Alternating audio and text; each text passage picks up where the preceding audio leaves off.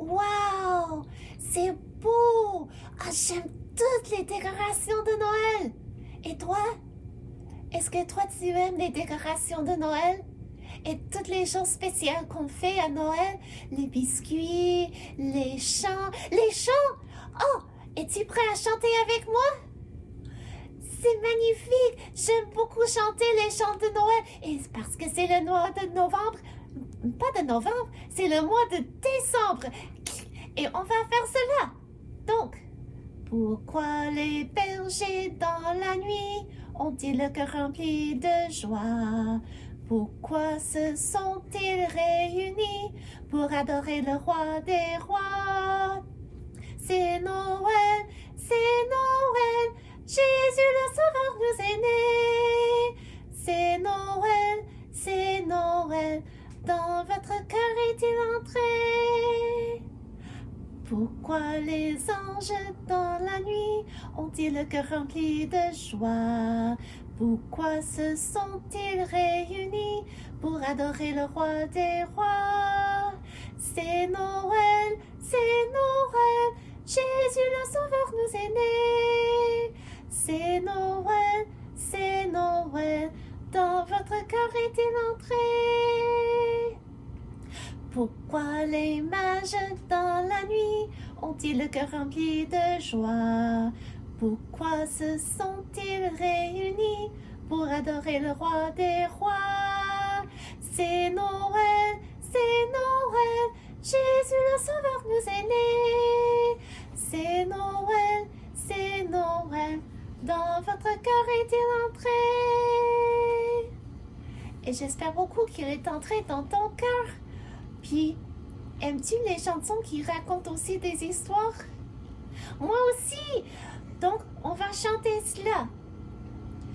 J'ai vu dans un coin de mon royaume des gens qui sont malheureux. Es-tu prêt, mon fils, à quitter le trône? Je veux t'envoyer vers eux. Va leur dire, mon fils, que le roi les aime et voudrait les rendre heureux. J'irai, mon père, j'irai vers ces malheureux. J'irai car ils sont mes frères. J'irai leur parler de Dieu. Le prince est parti de nuit, loin du merveilleux palais. Parti sans couronne et sans bons habits pour visiter ses sujets. Il est arrivé chez quelques amis qui l'attendaient en secret. Je viens, mes frères, je viens pour les malheureux. Je viens jusqu'à vous, mes frères. Je viens vous parler de Dieu. Le nom de ce prince, c'est Jésus le Fils de Dieu. Dans ce profond monde triste et perdu, les gens n'étaient pas heureux. Mais sur notre terre, Jésus est venu de la part de Dieu. Allons, mes frères, ne soyez pas malheureux. Je suis près de vous, mes frères. Je veux vous conduire à Dieu. Et c'est vrai que Jésus a laissé son trône pour venir sur la terre, pour s'offrir comme un sacrifice pour nous, pour tous les êtres humains qui ont jamais vécu sur la terre, même les méchants et même les gentils, parce que tout le monde a fait du mal et tout le monde doit payer le salaire de ses péchés devant Dieu. Et Jésus est venu en tant que tout petit bébé pour grandir, pour vivre parfaitement et pour payer le prix que les personnes n'étaient pas capables de payer eux-mêmes. Et c'est pourquoi on fête sa naissance, parce que sa naissance est merveilleux, mais c'est même merveilleux, plus merveilleux de savoir qu'il est mort sur la croix et ressuscité des morts. Donc, c'est pour ça qu'on fête sa naissance. Comme un bébé dort dans une crèche, les anges chantent doucement, car le bébé de cette crèche sera le sauveur des enfants. Ding dong, c'est Noël, Jésus nous est né, car le bébé de cette crèche sera le sauveur des enfants. Un bébé dort dans une crèche, les bergers viennent doucement, car le bébé de cette crèche sera le sauveur des parents. Ding dong, c'est Noël, Jésus nous est né, car le bébé de cette crèche sera le sauveur des parents. Un bébé dort dans une crèche, des mages viennent lentement, car le bébé de cette crèche sera le sauveur tout-puissant. Ding dong, c'est Noël, Jésus nous est né, car le bébé de cette crèche sera le sauveur tout-puissant. Oh, j'aime tellement chanter avec toi, mais maintenant, je pense que c'est le moment pour l'histoire. Donc, je prends ma place.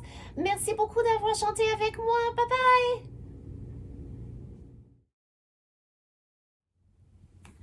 Le mois de décembre, la plupart des personnes se préparent pour Noël. Donc, est-ce que toi, tu as des cadeaux que tu prépares pour ta famille? Peut-être une chanson, ou un petit cadeau, ou un dessin, ou une autre chose. Puis moi, j'ai ici un cadeau que j'ai préparé pour ma mère. Quoi? Oh, tu aimerais savoir ce qu'il y a là-dedans? Je ne peux pas te le dire, c'est une surprise pour Noël. Mais je peux te donner un indice. C'est rouge. Rouge. Est-ce que tu sais maintenant ce qu'il y a là-dedans? Non. Bon, mais tu peux essayer de deviner, mais c'est une surprise pour Noël, donc on ne saura pas d'avance. Puis quand j'étais jeune, j'aimais voir les cadeaux au-dessus de l'arbre pour imaginer ce qui se trouvait là-dedans, mais je ne pouvais pas savoir d'avance parce que je ne pouvais pas regarder à travers la boîte et mes parents ne me donnaient pas des indices. Mais sais-tu qu'il y a quelque chose que Dieu a donné des indices bien avant qu'il a donné ce grand cadeau à nous, les êtres humains, sur la terre? C'est qu'au début, quand Adam et Ève se sont rebellés contre Dieu, Dieu leur a promis quelqu'un pour leur sauver du conséquence de leur péché. Et cette personne s'appelait le Messie. C'était lui qui a été promis par Dieu pour nous livrer du conséquence du péché. Sauf Adam et Ève, ils n'avaient pas nécessairement le nom de cette personne, ils ne connaissaient pas tous les détails, mais Dieu a donné des indices ou des prophéties à travers l'Ancien Testament.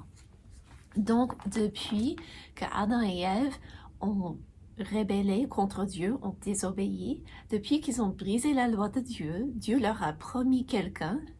Puis, pendant le temps d'Abraham, le peuple d'Israël, le roi David, les prophètes après, Néhémie, les autres, Dieu leur a donné des indices, des prophéties pour leur décrire cette personne qu'il allait envoyer. Et une de ces prophéties se trouve dans le livre d'Ésaïe, au chapitre 9 et au verset 5. Et c'est très bien connu, je crois, pour la plupart des personnes, dans ces temps de Noël, et ça dit, « Car un enfant nous est né, un fils nous est donné, et la domination reposera sur son épaule. On l'appellera admirable, conseiller, Dieu puissant, Père éternel, prince de la paix. » Voici une des prophéties pour décrire cet enfant qui serait né. Puis il y a bien plus d'autres prophéties qui expliquent des détails où il sera né, parce que avant le venue de Jésus, on s'attendait sa venue. Maintenant, nous regardons par en arrière pour voir ce qui s'est déjà passé. Mais pour eux, dans l'Ancien Testament, ou dans le temps de l'Ancien Testament, ils attendaient, ils regardaient vers le futur pour savoir qui est-ce que Dieu allait envoyer pour leur sauver de leurs péchés. Et on sait qu'il sera né à Bethléem, il appartiendra à la famille du roi David, puis il y a bien plus des prophéties qui sont comme des indices pour aider les personnes à comprendre quand Jésus vient. Et il y avait des personnes qui étudiaient les Écritures parce qu'ils voulaient connaître et je crois qu'ils voulaient comprendre, OK, quand le Messie vient, on veut lui reconnaître. Donc, ils étudiaient les Écritures. Et il y avait des personnes, n'importe qui, pouvait étudier les Écritures du temps de l'Ancien Testament. Mais il y avait un tribu d'Israël qui était supposé de vraiment se donner aux études. Tu sais, un peu comme de nos jours, il y a n'importe qui puisse étudier la Bible. Mais il y a des personnes qui s'en vont à l'université pour étudier un peu plus en profondeur. Ce n'est pas nécessaire, mais il y a des personnes qui font cela et ils se donnent à étudier les Écritures. Et ce sont des pasteurs, des missionnaires et d'autres personnes. Donc, ce tribu, c'était le tribu de Lévi. Et les Lévites, ils étudiaient pour pouvoir expliquer les Écritures aux autres. Et aussi, c'était eux qui étaient supposés d'aider les prêtres dans le temple. Sauf que il y avait beaucoup de personnes qui voulaient aider, qui se portaient volontaires, mais on va y arriver dans un instant. Avant, regardons dans le livre de Luc. Si tu as ta Bible avec toi, tu peux tourner au livre de Luc, au chapitre 1, le premier chapitre, et nous allons lire une petite description d'une de ces personnes. Au verset 5, la Bible nous dit « Du temps d'Hérode, roi de Judée, il y avait un sacrificateur nommé Zacharie. S'il était sacrificateur, ça veut dire qu'il appartenait aux tribus de Lévi. De la classe d'Abia, donc ça c'était sa famille dans les tribus. Sa femme était d'entre les filles d'Aaron et s'appelait Élisabeth. Tous deux étaient justes devant Dieu, observant d'une manière irréprochable tous les commandements et toutes les ordonnances du Seigneur. Donc, Zacharie, c'était un homme, un sacrificateur qui était supposé d'étudier les Écritures, aider les autres à les comprendre, et il avait pour femme une femme qui se nommait Élisabeth. Et elle aussi, elle appartenait du tribu de Lévi, et les deux étaient reconnus qu'ils aimaient Dieu, qu'ils suivaient ses ordonnances d'une manière irréprochable. Donc, est-ce qu'ils étaient parfaits? Non, il n'y a personne qui est parfaite, mais ils essayaient de faire de leur mieux pour obéir aux commandements de Dieu. Ça veut dire qu'ils devaient étudier. Et Zacharie, en tant qu'enfant, c'est fort probable qu'il a mémorisé les 5 premiers livres de l'Ancien Testament et c'est fort probable qu'il en a mémorisé plus. C'est beaucoup en passant de mémoriser tant de la Bible, mais c'était leur manière de faire pour étudier. Ils mémorisaient, puis ils réfléchissaient là-dessus, puis ils avaient aussi des rouleaux. Pourquoi? Parce qu'ils n'avaient pas des livres comme toi et moi de nos jours. Ils avaient des parchemins et on faisait des parchemins de longs rouleaux. Puis comme ça, on les roulait ou déroulait pour trouver leur place dans le livre. Et Zacharie, il étudiait les Écritures. Et je peux imaginer que peut-être que sa femme préparait, je sais pas, le souper et elle avait de quoi dans ses mains. Puis Zacharie disait, Élisabeth, écoute cela, je viens de penser à cela. Les Écritures disent ça concernant le Messie. Et c'est intéressant, je n'ai jamais pensé avant, mais ça veut dire, puis elle aussi, elle réfléchissait, puis elle disait, oh, mais il y a ce verset, comment est-ce qu'on peut comprendre ces deux versets? Parce que un de ces versets décrit le Messie comme un roi vainqueur, puis l'autre lui décrit comme un agneau souffrant. Comment est-ce qu'on peut réconcilier les deux concepts? Je ne comprends pas, mais j'aimerais comprendre. Puis je peux imaginer qu'ils discutaient, puis ils réfléchissaient, ils pensaient, et ils étaient connus d'aimer Dieu et de suivre ses ordonnances. Mais il y avait quelque chose de triste chez eux. La Bible nous dit au verset 7, ils n'avaient point d'enfants parce qu'Élisabeth était stérile. Donc, elle ne pouvait pas avoir d'enfants. Et ils étaient l'un et l'autre avancés en âge. Faut-tu imaginer un vieux couple qui sont gentils, qui sont vraiment, on reconnaît qu'ils font le bien, qu'ils aiment Dieu, mais ils n'ont pas d'enfants. Pense à ce que tout le monde aurait dû dire autour d'eux. Oh, c'est dommage. Ah, ils auraient fait de bons parents. Ils auraient élevé leurs petits à aimer Dieu. C'est dommage qu'ils n'ont pas d'enfants. Donc, ils étaient âgés, trop âgés pour avoir des enfants, normalement. Et Zacharie a été appelé. C'était à son tour d'aller servir dans le temple. Donc, nous allons changer de décor. Mais n'oublie pas qu'un sacrificateur était supposé d'aider les prêtres dans le temple. Sauf qu'il y en avait trop de personnes pour aider. Donc, du temps du roi David, David avait décidé de faire comme diviser le tribut et les sacrificateurs selon leur famille. Et il disait, OK, votre famille va servir ce mois-ci, puis le mois prochain, ce serait votre famille. Puis après, ce serait votre tour. Donc, le roi David avait divisé tout le monde dans les tribus. C'est pourquoi la Bible nous indique que Zacharie appartenait à la famille d'Abia. Parce que sa famille était supposée de servir un certain temps de l'année. Puis, le peuple est devenu tellement nombreux que même là, en ayant chaque famille servir à tour de rôle, il y avait quand même trop de personnes pour entrer tous dans le temple en même temps.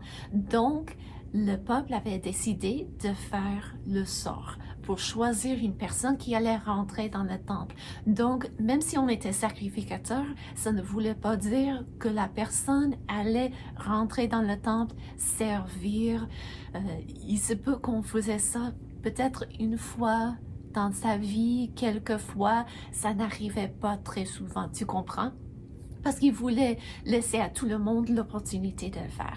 Donc, au lieu de faire comme 1, 2, 3, papier, roche, ciseaux, il faisait le sort pour choisir une personne. Donc, Zacharie, c'était à son tour d'aller servir à Jérusalem et il a été choisi par le sort pour rentrer dans le temple. Et là, il y avait 2 places spéciales. Il y avait la place où on offrait les sacrifices, puis il y avait à l'intérieur du temple 2 places. Une place s'appelait le lieu saint, l'autre s'appelait le lieu très saint. Et dans le lieu très saint, c'était juste le premier sacrificateur qui avait le droit d'y entrer une fois par année, faire un sacrifice en offrande pour le peuple. Il n'y avait personne d'autre qui était supposé d'y aller. Mais dans le lieu saint, il y avait une table où on mettait des pains qui représentaient certaines choses. Puis il y avait aussi un chandelier où on brûlait de l'huile d'olive. Puis il y avait aussi un autel où on mettait de l'encens ou du parfum. Donc, Zacharie avait été choisi pour aller offrir du parfum sur l'autel. Et la Bible nous dit, Or, pendant qu'il s'acquittait de ses fonctions devant Dieu, selon le tour de sa classe, il fut appelé par le sort, d'après la règle du sacerdoce, à entrer dans le temple du Seigneur pour offrir le parfum. Toute la multitude du peuple était dehors en prière à l'heure du parfum. Donc, il y avait beaucoup de personnes qui étaient dehors parce qu'ils savaient que c'était le moment où on offrait le parfum ou l'encens et ils étaient là pour prier. Alors, un ange du Seigneur apparut à Zacharie et se tint debout à droite de l'autel des parfums. Que penserais-tu si tu voyais un ange de Dieu? J'aurais peur. C'est exactement ce que Zacharie a ressenti. Zacharie fut troublé en le voyant et la frayeur s'empara de lui. Mais l'ange lui dit, « Ne crains point, Zacharie, car ta prière a été exaucée. Ta femme Élisabeth t'enfantera un fils et tu lui donneras le nom de Jean. » Donc l'ange était là, envoyé par Dieu, pour dire à Zacharie que sa femme allait avoir un enfant, qu'ils allaient avoir un enfant, un fils qui s'appellerait Jean. Puis l'enfant lui a expliqué ce que Jean allait faire pour préparer le chemin pour le Messie, pour le Seigneur. Donc Jean n'était pas la personne promise par Dieu pour sauver le monde des conséquences de leurs péchés, mais Jean devait préparer le chemin pour cette personne. Donc, imagine toutes les Écritures, tout le temps que Zacharie a passé à réfléchir, essayer de comprendre les prophéties, un peu comme essayer de savoir ce qu'il y a dans un cadeau d'avance. Et maintenant, un ange lui apparaît pour lui dire, c'est le temps, ça s'en vient, et Dieu va te donner un fils qui va préparer le chemin pour lui. La Bible nous dit que Zacharie a dit à l'ange au verset 18, « À quoi reconnaîtrai-je cela? Car je suis vieux et ma femme est avancée en âge. » Donc, Zacharie doutait dans un sens, comment ça va arriver? On est trop vieux. Puis l'ange lui répondit, « Je suis Gabriel. Je me tiens devant Dieu. J'ai été envoyé pour te parler et pour t'annoncer cette bonne nouvelle. Et voici, tu seras muet et tu ne pourras parler jusqu'au jour où ces choses arriveront, parce que tu n'as pas cru à mes paroles qui s'accompliront en leur temps. » Et quand Zacharie est sorti du lieu saint, il faisait des signes parce qu'il voulait que le peuple comprenne qu'il a eu une vision, qu'il a vu un ange, et le peuple savait que ça avait pris beaucoup plus de temps que normal. Qu'est-ce qu'il retient là-dedans? Puis quand Zacharie sortait, il voyait qu'il voulait leur parler pour leur dire des choses. Mais il n'y avait rien qui sortait de sa bouche. Il n'était plus capable de parler, il était muet. Pense-y, il a vu un ange et maintenant, il ne peut le dire à personne. Puis, il devait rester muet jusqu'à la naissance de son fils. Donc, Zacharie est rentré chez lui. Et imagine, sa femme était contente de le voir, j'imagine. Puis, elle devait dire des choses comme « Oh bon... Mais Zacharie, je suis contente que tu es revenu sain et sauf. Comment est-ce que ça s'est passé au temple? Mais dis-moi ce qui s'est passé. » Il n'était pas capable de communiquer. Puis, c'était comme vraiment, on savait que quelque chose s'est passé, mais on ne savait pas quoi. Puis, sais-tu, juste après, Élisabeth est devenue enceinte. Elle a eu un petit bébé qui grandissait dans elle et elle était contente. Mais j'imagine qu'elle avait peut-être aussi pas des doutes, mais des soucis, peut-être de la santé du bébé, parce que il se peut que Zacharie ne pouvait pas lui dire que Dieu avait promis cela, donc le bébé était sain et sauf, mais la Bible nous dit qu'elle s'est cachée pendant 5 mois. Et de temps à autre, quand il y a une femme qui n'a pas pu avoir d'enfants ou qui a perdu beaucoup d'enfants qui n'ont pas encore né, la femme cache le fait qu'elle est enceinte jusqu'à ce qu'elle a passé la moitié de cela, juste pour s'assurer que le bébé développe et grandit normalement, pour ne pas avoir à annoncer, puis après avoir annoncé que le bébé finalement est décédé. Donc, je ne sais pas pourquoi tout à fait Élisabeth s'est cachée, mais elle a caché cela pendant 5 mois, la Bible nous dit. Et à la fin de son temps, elle a accouché un bébé garçon. Et j'imagine que les parents étaient tellement fiers de lui et qu'ils étaient émerveillés que Dieu leur a donné un enfant. Et quand cela est arrivé, qu'est-ce que tu penses est arrivé à Zacharie, le papa? Il faut lire dans la Bible ou attendre pour la semaine prochaine. Mais avant de s'en aller, j'aimerais réfléchir avec toi. Zacharie et Élisabeth, ils étaient connus.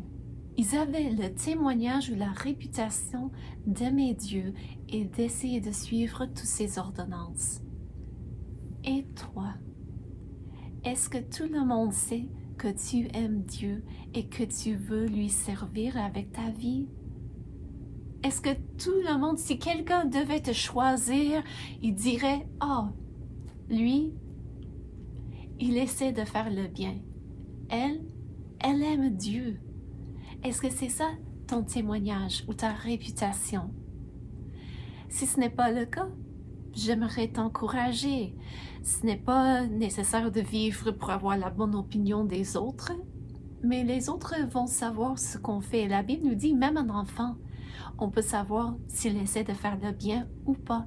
Donc, j'aimerais t'encourager d'être comme Zacharie et Élisabeth, chercher à connaître Dieu dans sa parole et d'agir et de faire des choses que Dieu s'attend de nous. Puis aussi, il croyait en Dieu et il cherchait à le connaître. Est-ce que toi, tu cherches à connaître Dieu? Dans ce temps de décembre, avec Noël qui s'en vient, c'est très facile de oublier pourquoi vraiment on fête Noël.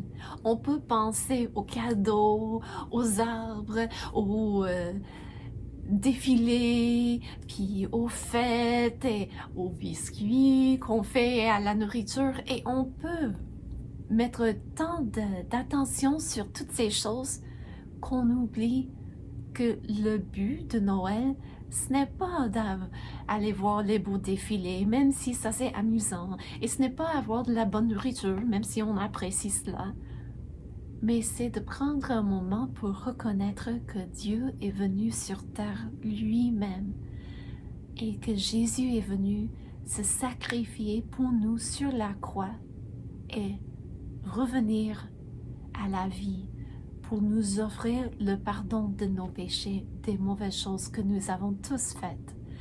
Donc, est-ce que toi, tu cherches à connaître Dieu? Est-ce que toi, tu cherches à lui connaître comme ton Père céleste? Comme Zacharie et Élisabeth cherchaient à connaître Dieu, j'aimerais t'encourager toi aussi de prendre des moments.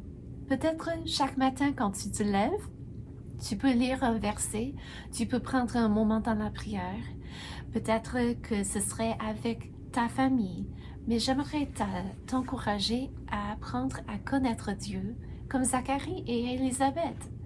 Et comment est-ce que eux, ils ont connu Dieu? C'était en étudiant les Écritures. Donc j'aimerais t'encourager de prendre des moments quand tout est fou autour de toi, de prendre des moments juste pour t'asseoir et te concentrer sur Dieu, sur sa parole et sur le fait que oui, on apprécie toutes les choses qu'on fait le mois de décembre, mais vraiment, on fait cela parce que Jésus est venu pour nous et il s'est révélé à nous dans sa parole. Donc, j'espère que toi, tu prends ces moments comme moi. Je dois me rappeler de prendre ces moments avec Dieu, notre Sauveur. Et Dieu voulant, à la prochaine. Au revoir.